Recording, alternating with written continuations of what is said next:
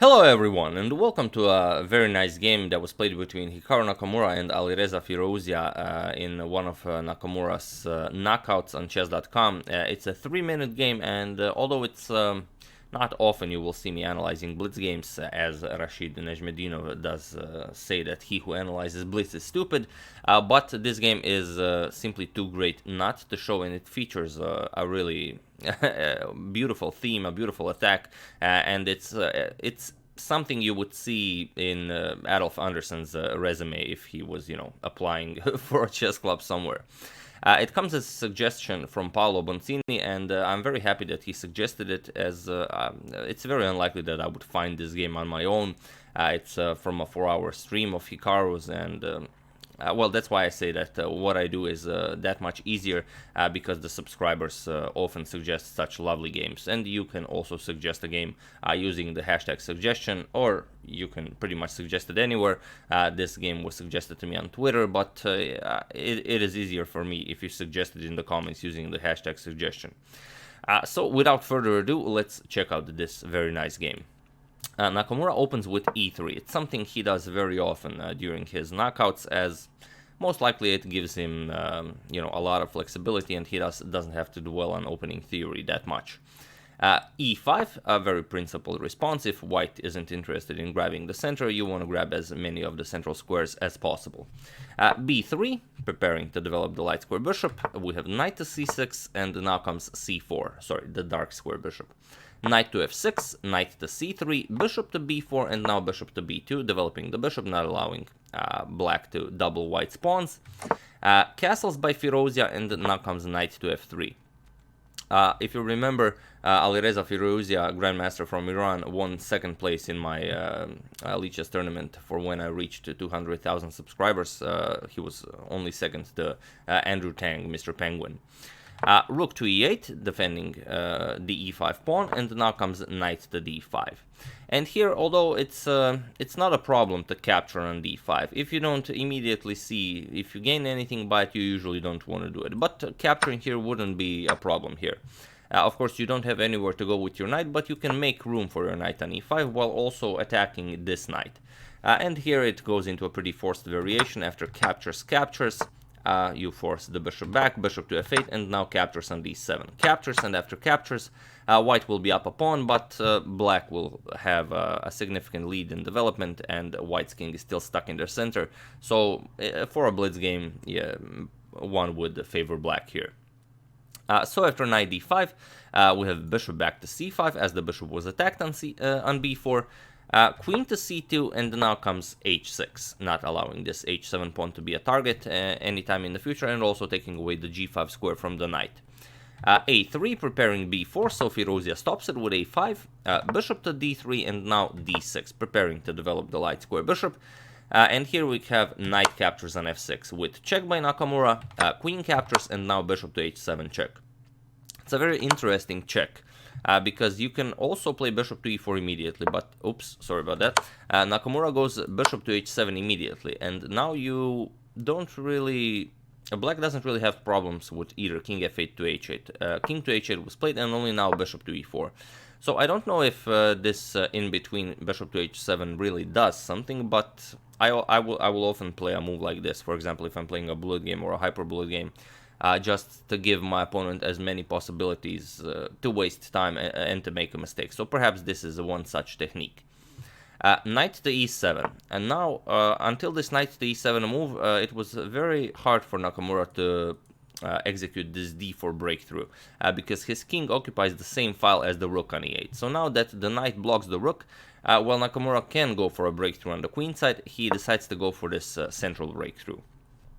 E captures on d4, bishop, pawn captures on d4, and now comes bishop to f5. Much better to develop this bishop and try to force a variation like d captures on c5. Bishop captures, queen captures on e4, and now queen captures on b2. And here, after white would castle, you can simply move the knight, and black will have a very nice game. So instead of capturing here, Nakamura just castles, safeties first. Bishop captures on e4, queen captures, and now still he doesn't react to this bishop being under attack on c5, but rather knight to g6. He brings more pieces near Nakamura's king, but it comes with a sacrifice of a pawn. So Nakamura snatches it. Queen captures on b7, and now comes bishop to b6, as the bishop pawn's under attack, and you also have to protect the c7 pawn.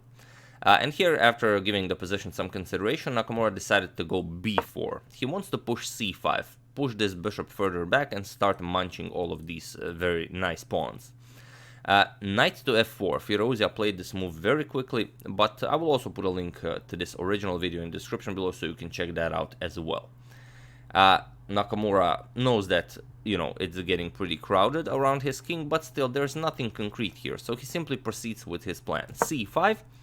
The bishop is under attack, and here it's not all that clear what to do. If bishop to a7, then you can either capture on c7 or you can play rook ae1, challenge this rook on e8, because this rook is stuck guarding the bishop on a7.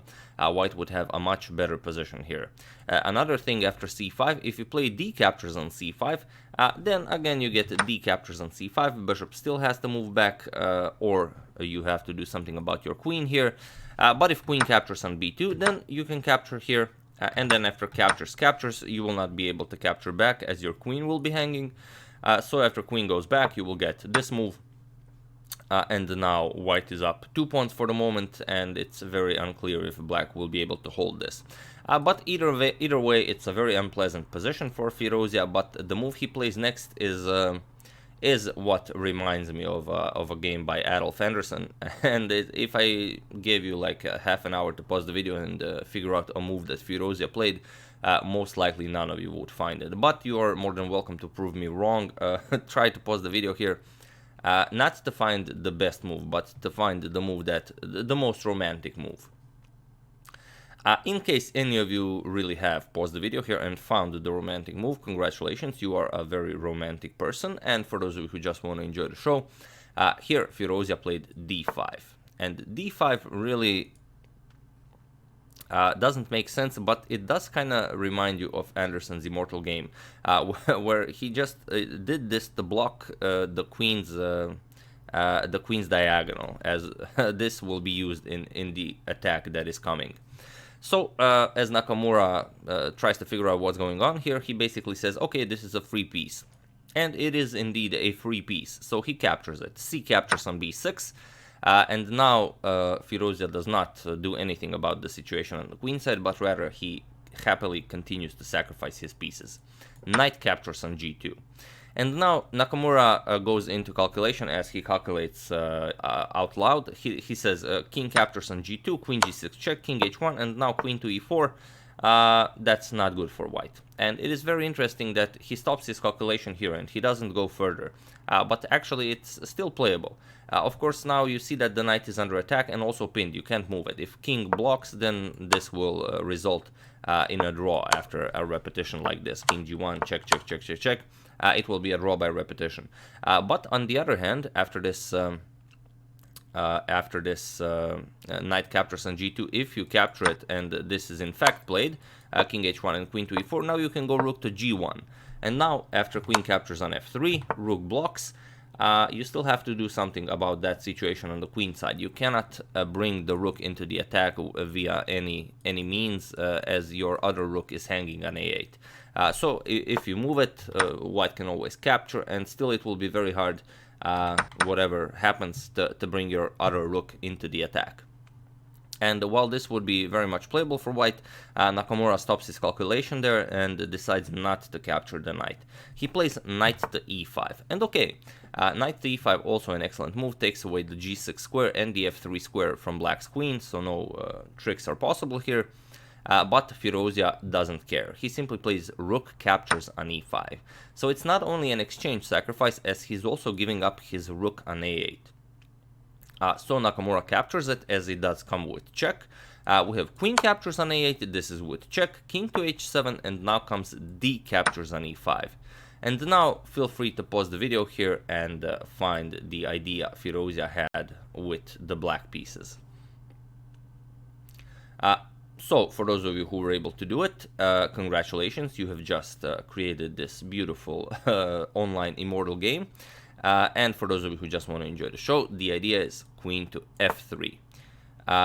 you have to prevent the king from capturing the knight, but also, more importantly, the queen from f3 is guarding the d5 pawn, so queen captures on d5 is not possible. But here it is, there is no defense against knight to f4. Knight to f4 followed by queen to g2 checkmate. It is very hard to prevent this. For example, if you try something like rook fd1 to capture here, simply knight to f4, and there is no escape. Even if you try to escape with your king, for example, king f1 to e1 to d2, now queen to h1 will be checkmate, as the knight is covering e2 and g2. So here Nakamura really so much material, but nothing to do. The two rooks are useless. The bishop controls the dark squares, so a useless piece for this light square attack. The queen has no say, as the pawn, that beautiful pawn Firouzja pushed to d5, controls the entire board here. So Nakamura has no choice but to play queen captures on d5. Nakamura gives up the queen. Queen captures, and now comes rook 8 to d1. With f3, white could still continue to play this game, although it would be very difficult. But here, after rook 8 to d1, simply allows queen back to f3. Now knight to f4 is still a threat. Nakamura tries to give more pieces to get the queen out of there. Queen captures on d3 is played, and here bishop b captures on c7. So there's no way to prevent the pawn from queening, as rook to c1 will always be possible, but Firouzja simply plays knight to f4, and here Nakamura realizes that the same idea still applies, only via different squares. And here we also have a nice photo. It's from Nakamura's knockouts. This is Nakamura's face when he realized that knight to f4 also wins the game very nicely. There you have it. I do hope you enjoyed that. Why does knight to f4 wins? Well, it doesn't really matter what black plays. If you simply promote to a queen, then comes queen to g6 check. King moves, queen to g2 checkmate. And on the other hand, after knight to f4, if you try something like f3, blocking this, then queen to g6 wins again, but even greater is queen to c2. Threatening checkmate via queen to g2, and now after white prevents this, rook to f2, now you can win in two different ways, as you've blocked the king's escape route via king to f2. Queen to g6 check, you can go king to f1, but now comes queen to b1 check. And now the rook is blocking the king's escape via f2, the knight is blocking e2 and the g2, so you have to block with the bishop, and queen captures on c1 will be checkmate. And also there is a different checkmate after knight to f4 if you play f3.